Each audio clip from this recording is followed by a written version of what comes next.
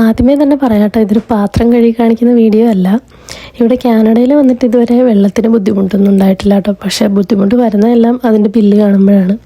അപ്പോൾ ഈ സമ്മറിൽ കുറച്ച് പച്ചക്കറികളൊക്കെ നട്ടപ്പോൾ ഇതിനൊക്കെ എവിടെ നിന്ന് വെള്ളം എടുത്ത് ഒഴിക്കും എന്നുള്ള ആലോചനയിലായിരുന്നു.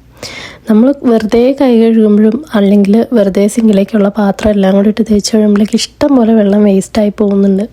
നമ്മൾ സോപ്പിടാത്ത വെള്ളമൊക്കെ ഒരുപാട് വേസ്റ്റായി പോകുന്നുണ്ട്. ചില സ്ഥലത്തൊക്കെ 2 സിങ്കുള്ള കിച്ചൺ ഉണ്ട് കേട്ടോ. അവിടെയാകുമ്പോൾ നമുക്ക് കുഴപ്പമില്ല. ഒരു സ്ഥലത്ത് നമുക്ക് പാത്രം സോപ്പിട്ട് കഴുകിയിട്ട് മറ്റേതിൽ നമുക്ക് നല്ല വെള്ളം എടുത്ത് വെക്കാൻ വേണ്ടിയിട്ട് പറ്റും. നാട്ടിലാണെങ്കിൽ നമുക്ക് ബേസണോ അല്ലെങ്കിൽ ചെരുവോ അങ്ങനത്തെ കാര്യങ്ങളൊക്കെ ഉണ്ടെങ്കിലും ഇത് ചെയ്യാൻ പറ്റും.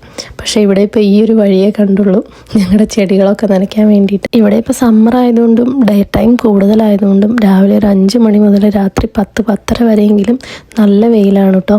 അപ്പോൾ ഈ വെള്ളം ഒഴിക്കുന്നുണ്ട് ഫലമൊന്നും കിട്ടിയില്ലെങ്കിലും ചെടികളിൽ നിന്നൊക്കെ നല്ല ഫലം കിട്ടിയാൽ മതിയായിരുന്നു എന്നൊരു പ്രാർത്ഥന മാത്രമേ ഉള്ളൂ.